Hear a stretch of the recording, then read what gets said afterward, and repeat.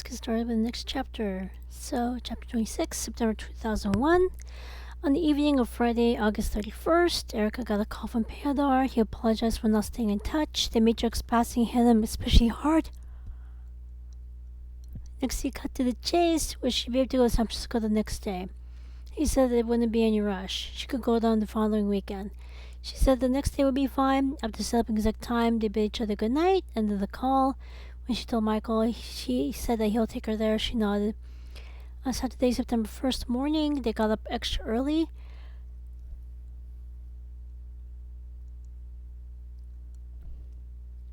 Erica made certain to bring the University Health Center's results with her to the clinic.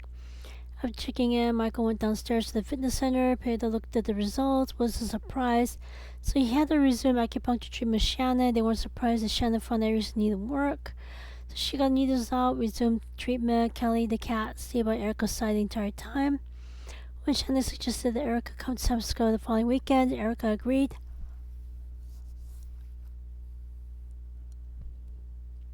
After treatment, Erica went downstairs. Perida resumed physical therapy. After the treatments, Erica felt much better. At this time, Perida disclosed that the Murphy family was planning to fly to New York City to finalize the business merger with Perida's family. However, with the Matrix passing, they decided that members of the Alloway and Shaw families will fly from New York City to San Francisco the following year. That would give the family a chance to grieve and prepare for their visit.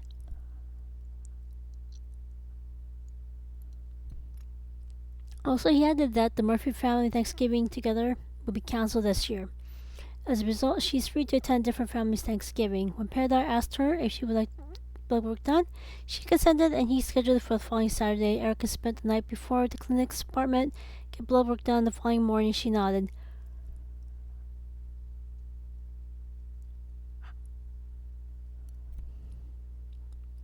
By this time, it was the lunch hour. During lunch, Erica's cell phone rang. She wasn't surprised that was Chucky. Chucky cut to the chase. She's back in town. Heard that the Matrix passed, so out of respect for the family, they could cancel going to the boardwalk. Erica looked at Michael and said that they could go to the Japanese restaurant, the Pacific Garden Mall instead. Chucky agreed, and they planned to go to the Buddhist temple first.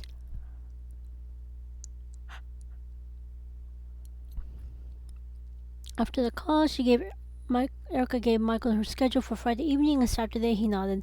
On the way back to Santa Clara, they went to the grocery shopping. At this time, they agreed to rotate who will pay for groceries.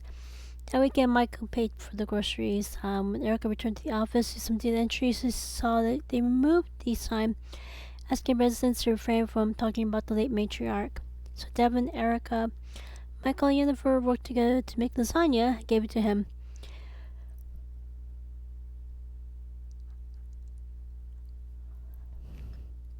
Needless to say, he was touched and thanked them. He immediately went back to his apartment, served it to his family. On Sunday after services, they drove to Santa Cruz. Since Jackie and Erica had a lot of catching up to do, Michael agreed to sit in the front with Alex driving. Jackie started by talking about their trip to England. They decided to not talk about their family until after surgery, until after they made a complete recovery. Although the family is disappointed at not being told about this ahead of time, they did say that England does have specialists who might have been able to do the same surgery. Moreover, they could have helped them recover from the second surgery. At this time, Jackie's mother gave him a copy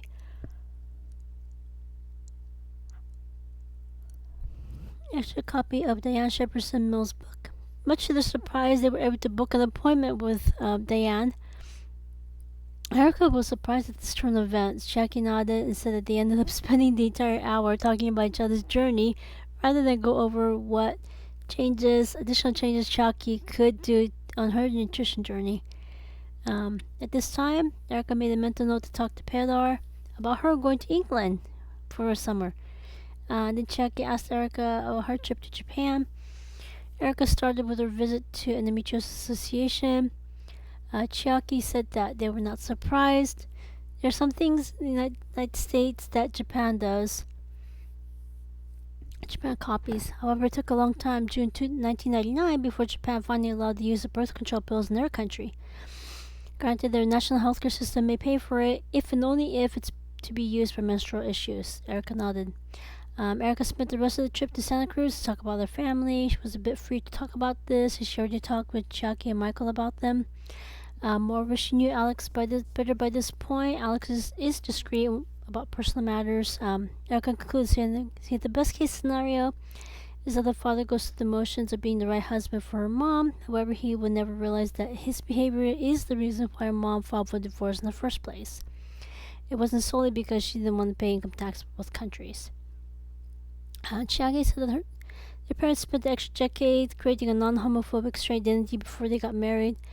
Then same with Michael. Michael chimed in saying that his parents also spent an extra decade creating non-xenophobic Japanese identity before they got married. As a result, they know that their parents won't get a divorce. At this time, Erica listened intently, took the words to heart. She realized that she would have to resolve her parents' feelings of her parents' failed marriage before she takes her own plunge. Just marrying a gay guy won't be enough. Granted, he will understand why she keeps bringing it up. However, after a few times, it will become exhausting for him to hear her bring it up repeatedly. So she made a mental note to sign up for counseling at the university's Student Health Center. Same as the previous year, they started walking up and down Pacific Garden Mall. Next, they took up prayer beads at the location where 2 people died at the coffee house. Then they went to the Japanese restaurant that survived the earthquake. At the restaurant, they resumed small talk. After they finished the meal, they went back to Santa Clara. After Chiaki hugged Erica and Michael, Alex drove Chiaki back to San Francisco. That week went a little bit better. The Japanese acupuncture and physical therapy gave her the boost she needed to get through another week of school. Also, she started counseling at the Student Health Center with the therapist. She cut to the chase. She knows exactly what went wrong. She just needs a nudge in the right direction to make sure she doesn't make the same mistake. Although the therapist wasn't prepared for what Erica had to say, she stayed professional and started therapy with what Erica needed. That Friday evening, Erica went alone to the clinic. Shannon let Erica into the building. Shannon gave Erica her key card and told her, just keep it, because Erica's gonna keep going to San Francisco numerous times for the remainder of the year. Erica nodded. The next morning, she had blood work done. Not surprisingly, the blood work didn't show anything out of the ordinary. After breakfast, she resumed acupuncture and physical therapy. At this time, Erica did express interest in going to England, sometime soon. Talking to nutrition specialist.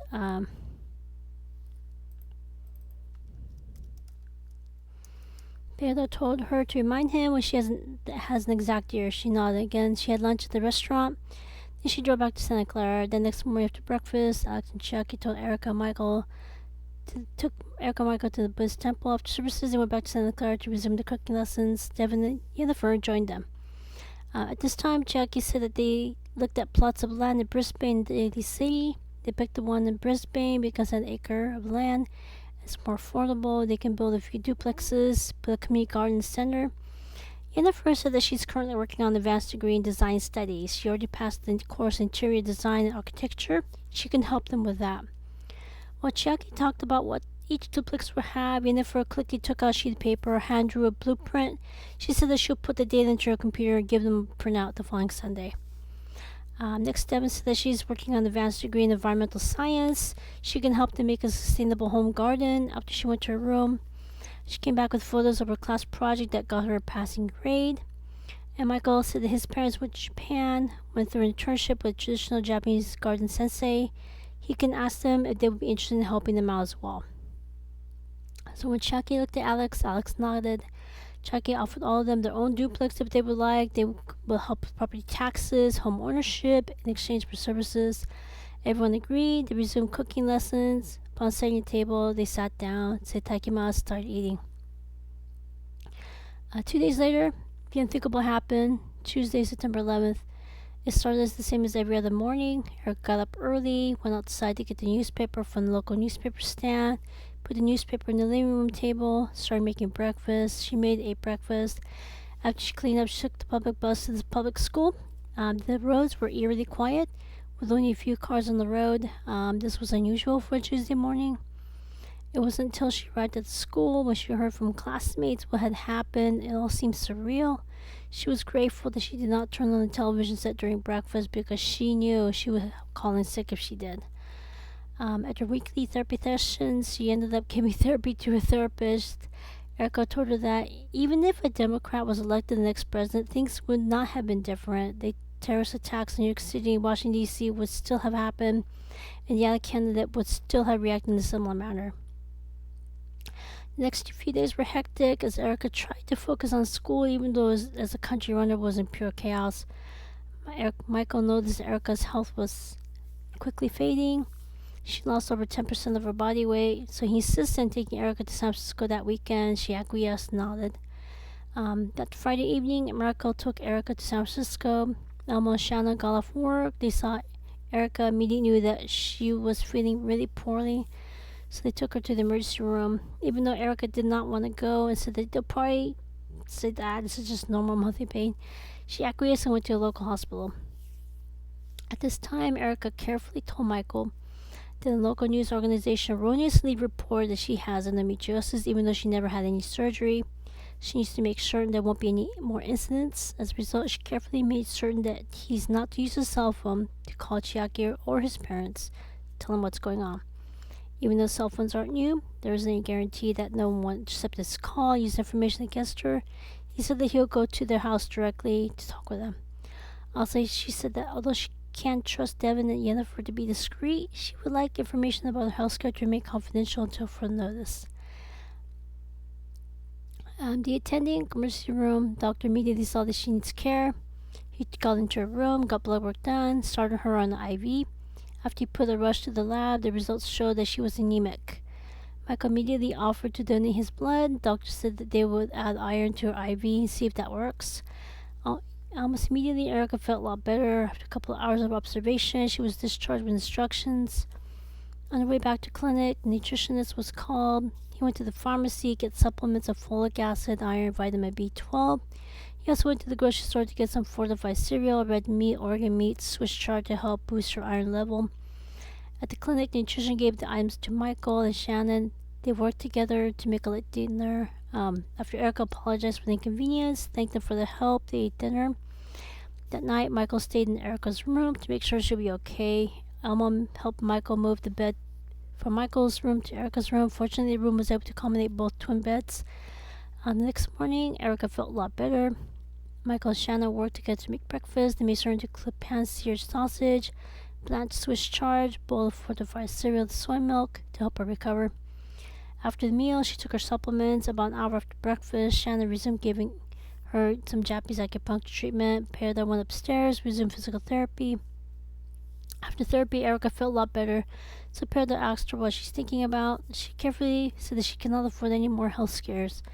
As a result, she will consider surgery if and only if the surgeon would only treat the endometriosis and not take anything out. Moreover, Erica says she cannot afford to miss any classes. As a result, the surgery will have to be in the summer. Perda said that the country is working on improving airport security. The next Olympic Games in the United States are in February of the following year. As a result, the surgeon specialists in the Pacific Northwest will be their first choice. However, she will have to go through airport security, and they will most likely make it a lengthier process. If surgery is to go, she's not to cancel for any reason. Once she commits, she will go even if they have to use an ambulance to get her on the plane. He also added that the surgeon has the right to cancel the surgery for any reasonable cause. She must be prepared for those scenarios. She nodded.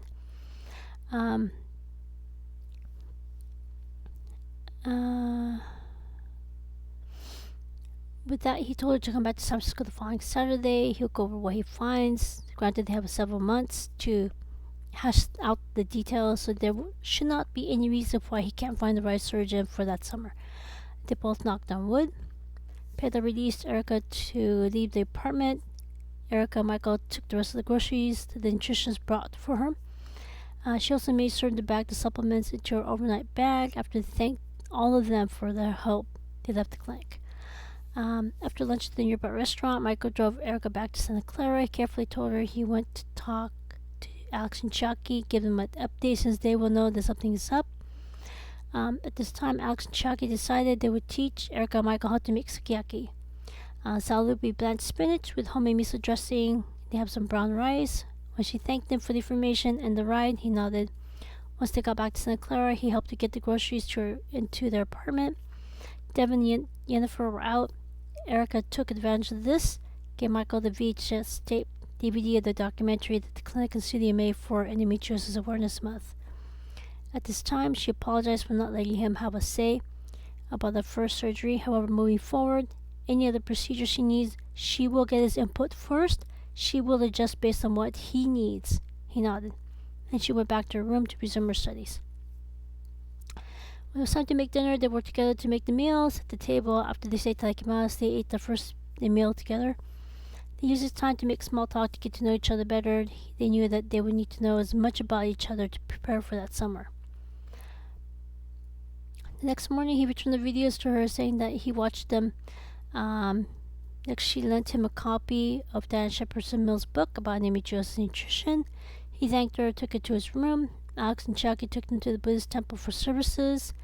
After they returned, Chucky gave them the next cooking lesson. Devin and Yennefer joined them. At this time, Yennefer gave them a computer printout of the duplex. Chucky thanked her, told her that they found a contractor who can start work ASAP. They hashed out the details of the community garden. Each person listed their favorite plants. Erica described her parents' garden. Michael said that next time he goes to his parents' home, he'll bring along some photos for reference. That week, she resumed going to the private university as well as the public one. So now she's attending both universities. At the private university, she went back to the professor who taught her the introductory playwriting course.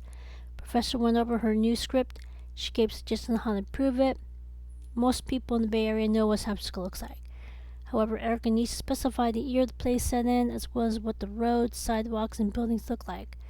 After Erica made necessary corrections, the professor gave her the green light to put the play together that spring academic term.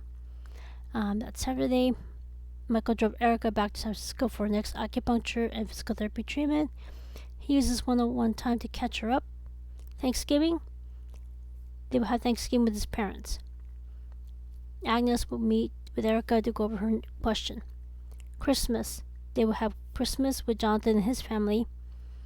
New Year's Day, Chucky and their family invites them to their parents' home. Erica agreed to all three. When they arrived at the clinic, Perla gave Erica the paperwork to complete and sign for the surgeon in the Pacific Northwest, as well as the backup surgeon in the Bay Area. They also went over possible dates that worked best for her. She told him, on examination week, mid-June, best day would be sometime either late June or late July. That would give her at least a month before school resumes in mid-August to recover.